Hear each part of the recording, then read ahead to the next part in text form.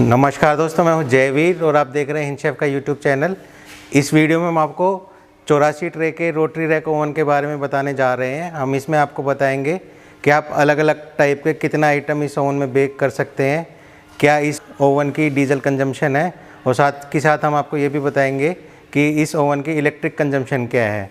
और अगर आप इस ओवन को लगाना चाह रहे हैं तो आप इस ओवन को किस तरह से ख़रीद सकते हैं, और इसके साथ साथ दूसरे कौन कौन से इक्विपमेंट आपको चाहिए।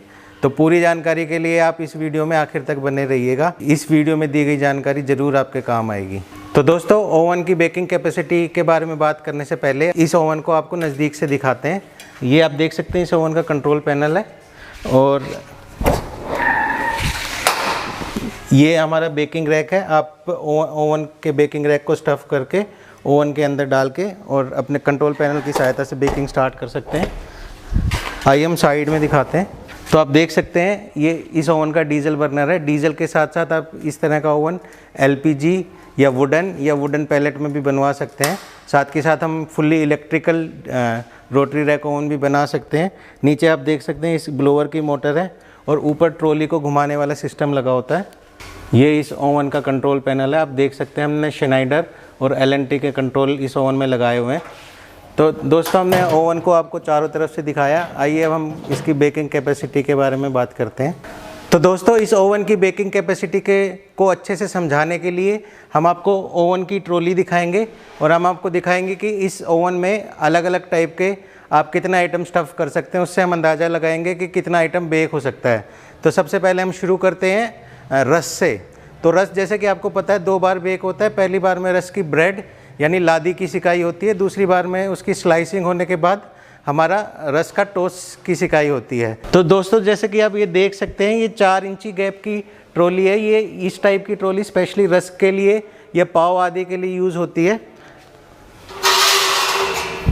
और ये मेरे रस का सांचा है। एक सांचे में आप देख सकते हैं लगभग 150 ग्राम रस बनेगा, यानी एक पैकेट को भरने के लिए मेरे 2 सांचों की रिक्वायरमेंट है। अब हम इस 84 ट्रे के ओवन में देखते हैं इस तरह के कितने सांचे आते हैं। उससे हम अंदाज़ा लगा लेंगे कि इस ओवन में कितना रस बेक हो सकता है।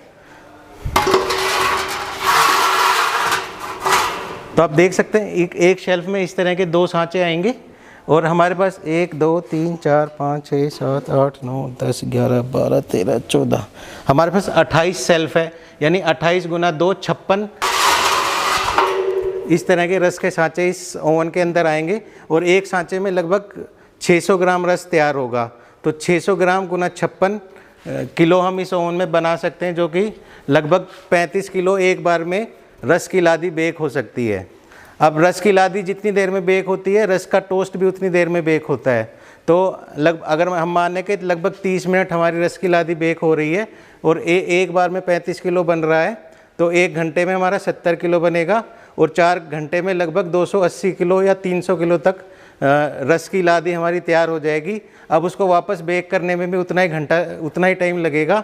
तो इस तरह के ओवन में हम लगभग 300, अगर हम 10 घंटे चलाते हैं तो हम मान सकते हैं 350 पौने 400 किलो रस इस ओवन में तैयार कर सकते हैं 8 से 10 घंटे में। तो अगला आइटम जो हम आपको बताने जा रहे हैं, हम पाव के बारे में बताने जा रहे हैं। आप देख सकते हैं, ये पाव का सांचा है।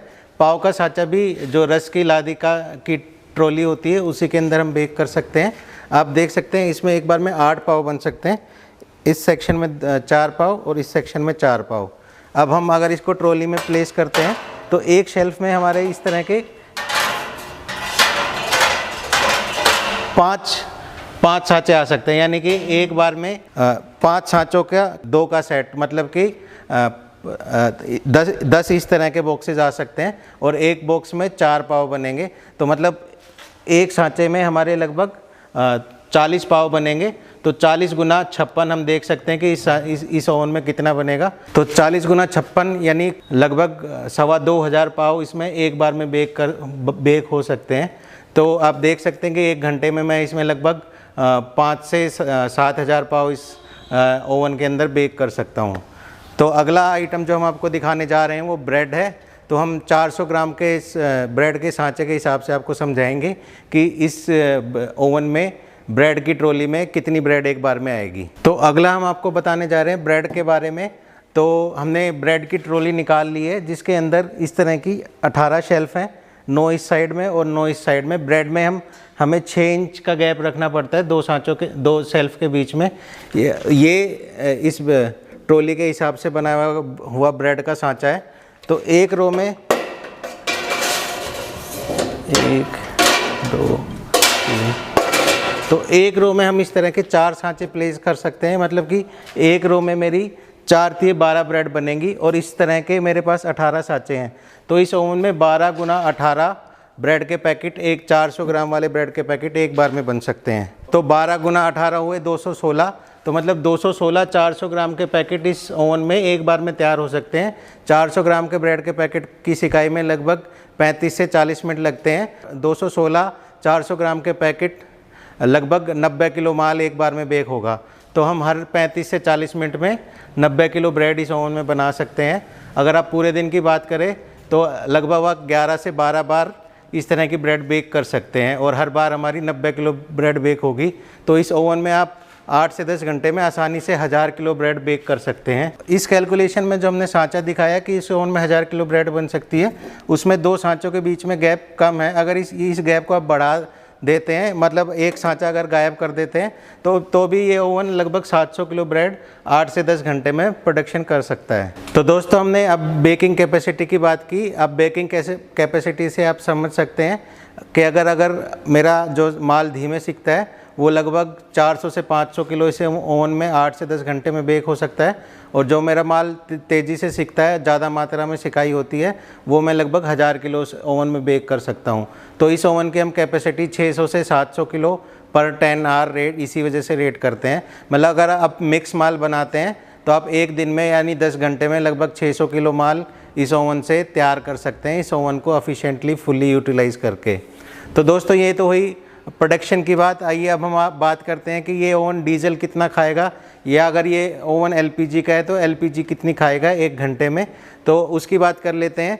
तो दोस्तों जो मेरा फ्यूल कंजम्पशन होता है, जो मेरा डीजल कंजम्पशन होता है, और जो मेरा एलपीजी कंजम्पशन होता है, वो मेरे यूजेस के ऊपर है कि मैं इसमें कितना माल पैक करके बेक कर रहा हूँ, या मैं ओवन में कम माल डाल के पका रहा हूँ, या मैं हल्का माल बेक कर रहा हूँ।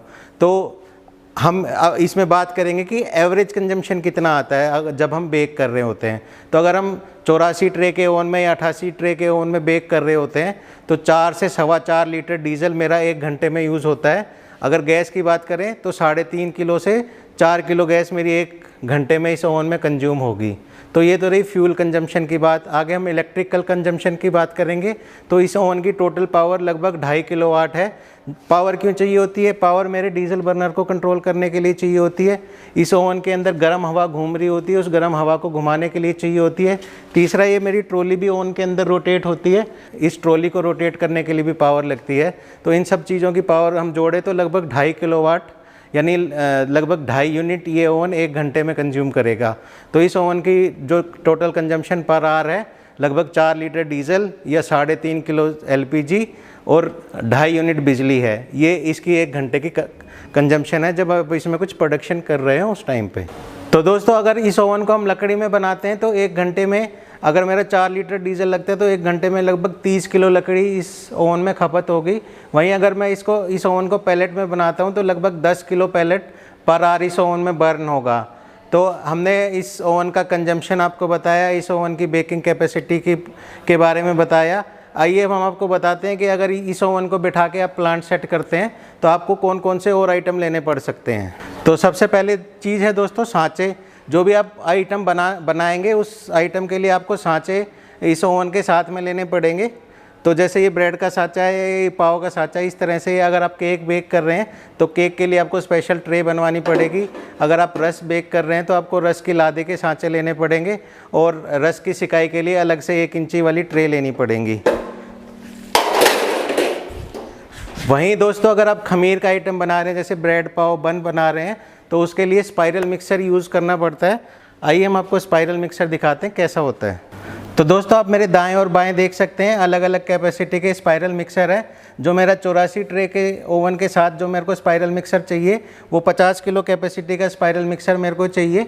ठीक है, जो मेरा 50 किलो का स्पाइरल मिक्सर है वो मेरे खमीर के जितने भी आइटम होते हैं, ईस्ट वाले जितने भी आइटम होते हैं, जैसे कि ब्रेड हो गई, रस हो गई, पाव हो गए, बन हो गए, बर्गर के बन हो गए, इस तरह के आइटम बेक करने के लिए चाहिए होता है। तो जो 84 ट्रे के साथ मेरा स्पाइरल मिक्सर जाएगा वो मेरा 50 किलो का स्पाइरल मिक्सर मेरे को चाहिए होगा।